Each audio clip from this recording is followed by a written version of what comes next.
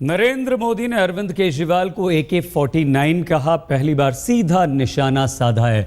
वरिष्ठ पत्रकार नलिनी सिंह जी और राम कृपाल जी, वरिष्ठ पत्रकार नवभारत के संपादक हमारे साथ हैं। नलिनी जी, क्या अरविंद केजरीवाल की कल की घोषणा के बाद अब नरेंद्र मोदी को यह लगता है कि नहीं, अब आर पार की लड़ाई है, मेरे सामने लड़ ही रहे हैं, इसलिए अब वो भी निशाने पर हैं? देखिए, ऐसा है कि पहले तो मोदी ये भाषण दे रहे हैं जम्मू में, तो हम ये देख लें कि पाकिस्तान का जिक्र ज़्यादा होना स्वाभाविक है और बहुत आक्रामक है। ये जो पूरा का पूरा भाषण है, जो अपने प्रतिद्वंदी हैं उनके प्रति भी बहुत आक्रामक है और पाकिस्तान के प्रति भी बहुत आक्रामक है। तो इसके अंदर इसमें तो कोई ताज्जुब की बात नहीं। आपने कहा कि पहली बार AK-49 करके अरविंद केजरीवाल का नाम लिया है। अब अरविंद केजरीवाल रोज़ सुबह और दोपहर और शाम कई बार मोदी का नाम लेते हैं। अभी भी उन्होंने कहा है कि जो गैस के बारे में बोला और कई चीज़ें बोली, रॉबर्ट वाड्रा के बारे में आप चुप क्यों हैं, खामोश क्यों हैं, अच्छे सवाल उठा रहे हैं, माने पॉलिटिकली अच्छे सवाल हैं। तो अब ये आ गया है और आज जो तारीख है, हम लोग 2 हफ्ते भी नहीं रहेंगे जो पहला वोट पड़ेगा।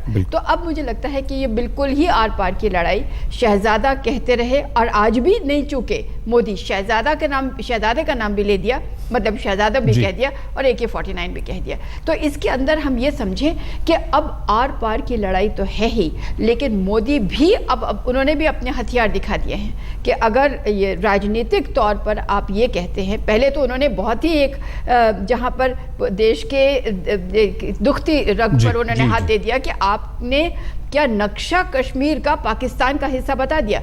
बात में रायशुमारी की जनमत संग्रह की बात भी कर दी, जो देश के लोगों को ज़्यादातर अच्छा नहीं लगता है। बिल्कुल। तो उन्होंने पॉलिटिकली ये बात कर दी। अब वहाँ से तीर चलेगा। AK-49 जब कह दिया तो अरविंद केजरीवाल जी बोलेंगे, अब राहुल गांधी बोलते हैं कि नहीं। लेकिन ये देखिए इन्होंने क्या किया, आज इन्होंने कांग्रेस के 2 प्रधानमंत्रियों का नाम अपने फेवर में ले लिया।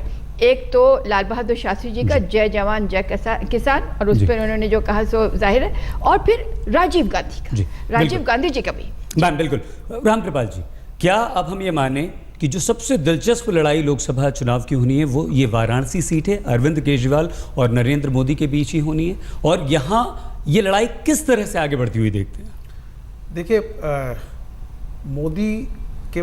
मोदी जी अब तक अरविंद केजरीवाल का नाम नहीं ले रहे थे, तो सीधे एक वो मैसेज दे रहे थे कि ये कोई पॉलिटिकल फोर्स नहीं है कि इनका नाम लिया जाए।